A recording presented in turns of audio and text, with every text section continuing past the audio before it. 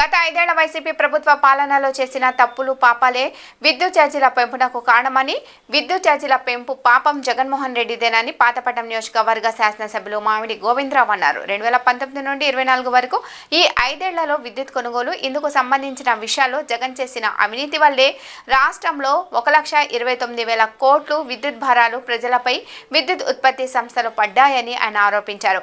వైకాపా ప్రభుత్వ సమయంలో గత పాలకులు చేసిన పాపాలు ఈ రోజు ఆంధ్రప్రదేశ్ రాష్ట్రానికి శాపాలుగా మారాయని ఆవేదన వ్యక్తం చేశారు.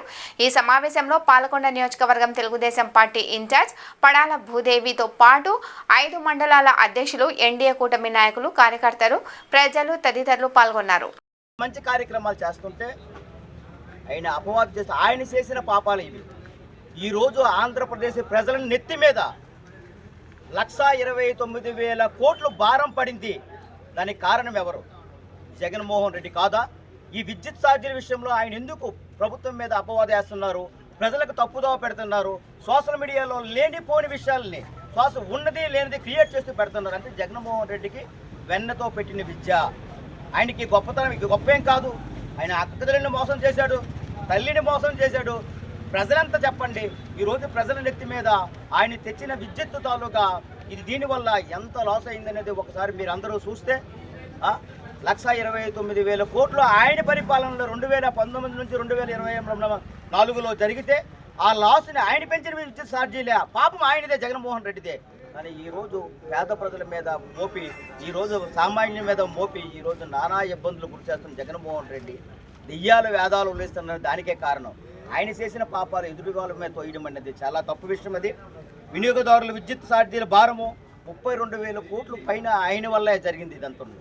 అదే కాదు, జెన్కో ప్లాంట్ల ఉత్పత్తి తగ్గించడం వల్ల 3,000 కోట్ల పైన జరిగింది. ఇలాగా ఏ విషయం తీసుకున్నా, ఏ ఒక్క విషయం తీసుకున్నా సుమారుగా 1,29,000 కోట్లు ప్రజల నెత్తి మీద విద్యుత్ ఛార్జీల భారం మోపిన జగన్మోహన్ రెడ్డి ఈరోజు ఆంధ్రప్రదేశ్ ప్రజల్ని తప్పుదోవ పెట్టిస్తూ తాను చేసిన పాపం, ఆయన చేసిన పాపం, ప్రజల మీద నెత్తిని పెట్టిన పాపం 2019-24 మధ్యలో ఆయన చేసిన అవినీతి పరిపాలన, ఆయన చేసిన సుయింకుత అపరాధం ఈరోజు ప్రజలు మోయలేని భారం ఉంటుంటే, ఇప్పుడిప్పుడే ప్రభుత్వం ప్రగతి రథచక్రాలపై నడుస్తుంటే లేనిపోయిన అపవాదులు వేస్తూ విద్యుత్ ఛార్జీలన్నీ ధర్నాలను చేస్తూ ఇక్కడున్న నాయకులు కానీ, రాష్ట్ర నాయకులు కానీ వీళ్ళందరూ చేస్తున్న అభియోగం అనేది మాత్రం తీవ్రంగా ఖండిస్తున్నామని మేము తెలియజేస్తున్నాం. అయ్యా జగన్మోహన్ రెడ్డి గారు, ఈ తప్పు ఎవరిది? ఈ తప్పు ఎవరిది? మీరు ఒక్కసారి ప్రజలు కూడా గుర్తిస్తున్నారు. ఈ తప్పు ఎవరిది? ఎవరు చేశారు ఈ తప్పు?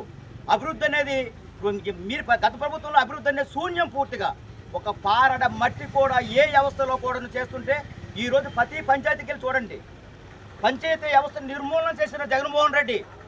సర్పంచులు తెలుసు ఈ విషయం, అక్కడ ఉన్న ఎంపీటీసీలు తెలుసు. 5 సంవత్సరాల్లో ఏం పని చేసామనేది వాళ్ళు మా ఆత్మసాక్షిగా సేవ్ చేసుకున్నాడు. ఎందుకంటే చాలామంది సర్పంచులు, ఎంపీటీసీలు మీ వాళ్ళే ఉన్నారు కదా, వాళ్ళకి అడగండి 5 సంవత్సరాలు మేము ఏం చేసామని వాళ్ళ గుండె మీద సమాధానం చెప్పండి.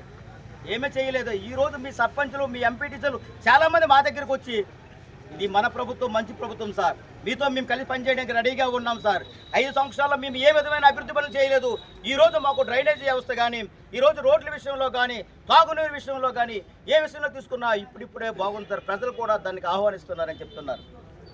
మరి అలాంటప్పుడు గౌరవనీయులైన చంద్రబాబు నాయుడు గారి పైన, పవన్ కళ్యాణ్ గారి పైన, లోకేష్ గారి పైన ఈ విద్యుత్ వినియోగం దీన్ని పెంచలేదని చెప్పి నువ్వు పెంచేసి ఎవరి మీద వేస్తావు చెప్పండి. ఇది మీకు తెలుసు, చాలా మందికి ఇక్కడ ఉన్న ఫీల్డ్ అసిస్టెంట్లు కూడా తెలుసు.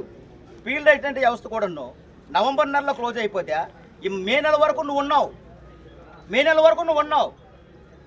అది ఏం చేసావు నువ్వు? ఆల్రెడీ వాలంటీర్ వ్యవస్థను ఏం చేసావు? వాలంటీర్ వ్యవస్థను నువ్వేం చేసావు? పూర్తిగా నువ్వే కావాలని నువ్వు పెట్టిన వాలంటీర్లు అందరూ లైఫ్ని స్పాయిల్ చేసిన వ్యక్తి నువ్వు. 2019-2024 మధ్యలో నీ ప్రభుత్వం ఉంది, వాలంటీర్ నియమించావు. నవంబర్ 2024 నువ్వేం చేసావు? 2023 నవంబర్లోనే ఈ వాలంటీర్ వ్యవస్థ జీవోని నువ్వు కంటిన్యూ చేయవలసిన పరిస్థితి వదిలిపెట్టావు. అది నీ తప్పే. అదే కాదు, ఇప్పుడు ఈ విద్యా వ్యవస్థ కూడా అదే పరిస్థితి చేసావు. విద్యా వ్యవస్థను సర్వనాశనం చేసావు. ఇప్పుడు ఆల్రెడీ విద్యుత్ వ్యవస్థ నాకు కూడా ఆశ్చర్యంగా ఉంది. అందుకే దీన్ని తీవ్ర